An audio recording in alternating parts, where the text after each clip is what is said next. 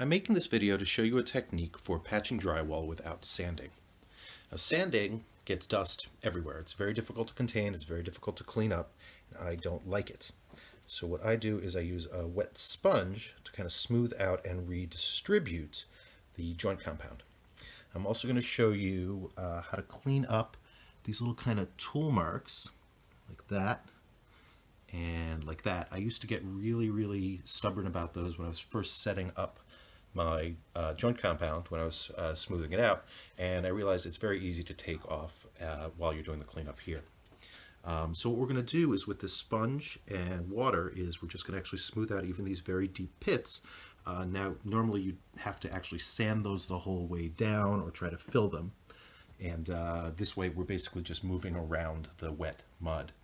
We're going to get a little bit of haze on this nice dark blue here, just from some excess water and the sponge marks, and that's very easy to take off. But we're going to paint here anyway, so even if some of the haze sticks around, it won't really matter in the end. Alright, so the first thing I'm going to tackle is these tool marks. This is where the edge of the knife kind of leaves a little bevel when you're smoothing it out. And joint compound is very sticky when it's wet, but it's not very sticky when it's dry. It comes off very easily, and it's very brittle. And all you need to really do is take your knife, just run it up a couple times with a little light pressure, and those tool marks, they just kind of erase right off. Look at these guys down here. There's one. Right, and that just comes right up. And you could do this with any little specks that come around. Now, I said we're not sanding. We are making a little bit of a mess here, but it's nothing like what you would get if you were actually sanding. Okay, so the sponge, nothing magic about this sponge, ordinary sponge. I use the joint compound bucket, put a little bit of water in here. The first time you try this, try to use very little water, just until you get a feel for it. I'm going to go very dry here. And let's start with some easy ones. Let's see.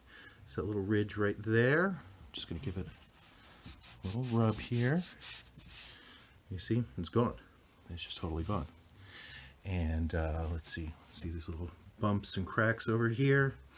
I'm going to rub right over that very gently. And I'm trying not to make too much of a mess here. But you can see those little ridges have really disappeared. Okay. And even at the edges here, where it's kind of not very smooth, I can just kind of take this and go in a little bit of a circular motion, go back and forth, and that is just going to blend that edge and taper it right back down against the wall. And that's all we really need, is for this to be very smooth, because that's what your eye is going to catch when you paint. Your eye is going to catch any bumps or imperfections in the paint that will get reflected. I'm going to tackle this little mess right here. All right, I could go back over and fill that, or I could just kind of sand the heck out of it. But what I'm going to do instead is I'm just going to rub. Again, very little water. Joint compound and sheetrock in general really likes to absorb water. Fun fact, it actually helps it be a little bit more fire preventive. You hear me dripping a little bit here. And you see I worked that for a couple more minutes, and it is tapered out there at the edge, so it's going to look nice and smooth when I paint. There might be a little bump, and I'll take a look at that. I've also never done this with this fiberglass tape, and I can see some of the mesh sticking through now. That's a problem you'd have even if you were sanding, so it's not like you're creating any new problems here. But you see here, I've actually wiped away most of what was there. I've got this nice smooth taper here on the other side. I'm going to give that a little more work. The reason there's two different colors here, I actually used two different brands of joint compound. I got a really small container at first, and then I got a bigger container of something else. But they behave more or less the same. I think the lighter stuff might be a little harder, so you need to work it a little harder. It's really about working with the materials. And then obviously you've got to let all this dry out before you're going to paint it or do anything else with it. But I'm pretty happy with this right now.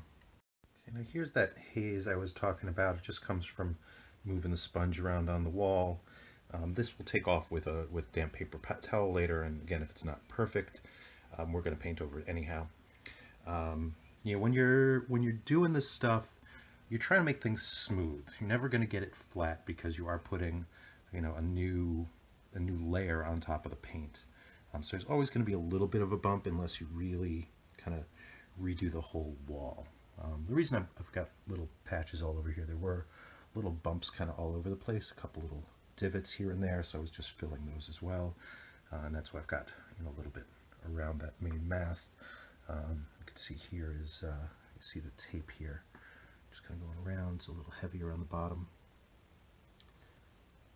So you can't quite see it there. And then in the middle, you can actually see the board sticking out. And we're going to smooth that out as well.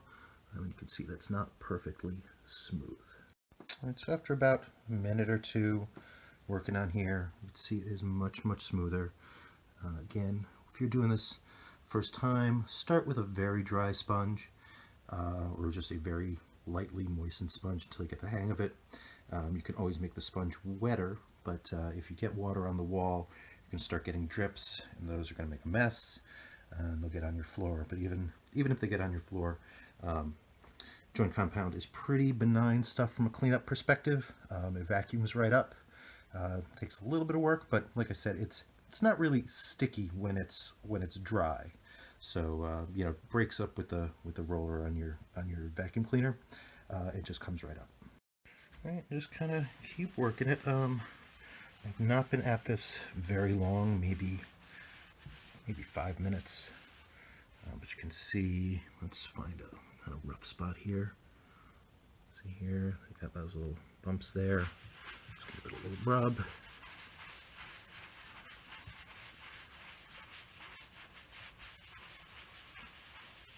You see, they're just gone, almost gone.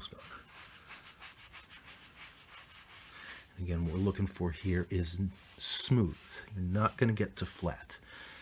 Very difficult to get to flat because we are, you know, putting another layer of material on top of the paint.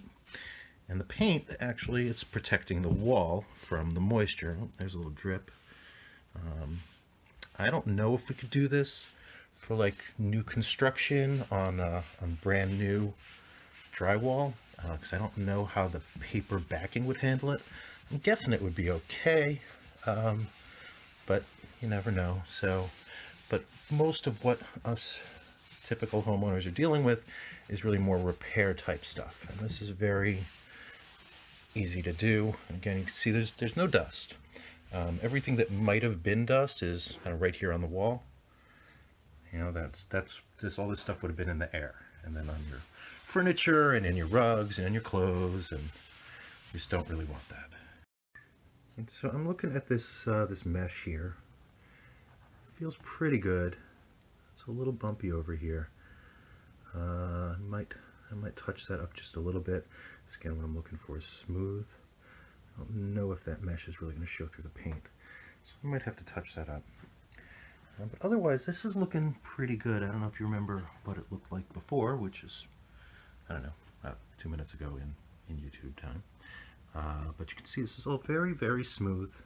It looks like, you know, it's sort of been wet sanded, which it kind of has, just without all the mess. Got a little dot there, but that feels good. So yeah, I'm gonna maybe touch up. I'm gonna let this maybe dry and maybe touch up this corner a little bit, and then go back over it. Okay, so after about an hour, the mud was dry again. This is very superficial stuff, so it does not take nearly as long as when you do first fill it. I'm also going to walk back something that I said before about smooth versus flat. If you're doing just a fill, like this one, or like this one, you can get it pretty flat. It's just in cases where, you know, I'm putting this tape on that you can't get it totally flat. Now I did also do a little touch up, like I said, in that spot with the mesh. And now, even though I can see the mesh, it feels very, very smooth, and I'm going to trust my my sense of touch over my sense of sight, because we did have that those two different materials, those two different kinds of mud I used, which was definitely a mistake. They melted kind of at different rates, so it made it a little difficult to blend them together.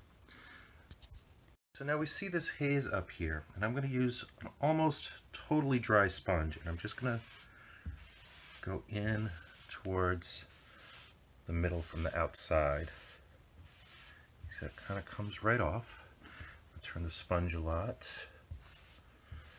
and just so I'm always using a clean surface. And that'll come right off. Let's see, it's coming. Right, especially this haze up here. And I'm probably going to have to do this a couple times. Just kind of go over it, let it dry, go over it, let it dry. And once I've got it cleaned up enough, I will paint. So I went about halfway around. Wall's a little bit wet. You can see there, clean versus dirty. It's like night and day. And I'll just keep going with this. Let's just keep rinsing your sponge. You can see there's a couple of drips here. I'm just gonna wipe those straight up. They're gone. Always want to wipe towards the center, because that's where we want the mud to end up anyway. Alright, so I let that dry for about 5 minutes. You can see it looks much better. Still a little bit of haze, but much better than before. And I'm just going to go over this one more time with a very clean sponge. So after about 3 passes, you can see that haze is gone. We got a nice blue wall back. I did go back over and touch this up again. And you can see here, like this little grid here, I could see it, but I can't feel it. And there's a couple other places like here. You can see it, but you can't really feel it. So I trust that's smooth. And don't be afraid to keep going over it and over it if you need to, because wherever you leave it, that's where it's going to be when you paint it. So just make sure you're happy with it when you're done. I'm going to paint with a 3/8 inch nap roller because it's going to give it a little more texture. This is definitely smoother than the wall itself, because you can see some paint texture there. I'm also going to use exactly the same paint that we used when we first painted. The reason for that is, first of all, the color will match perfectly, but also, one company's eggshell might not be the same as another company's eggshell, and I don't want any weird shininess on here. So I hope this was helpful. Good luck. I definitely think that this is maybe a stronger technique for filling than for patching, but either way, it does keep the dust out of your house, and that's really what I was looking for. It's fast, it's easy, and it's pretty hard to screw up. So good luck with your patch repair.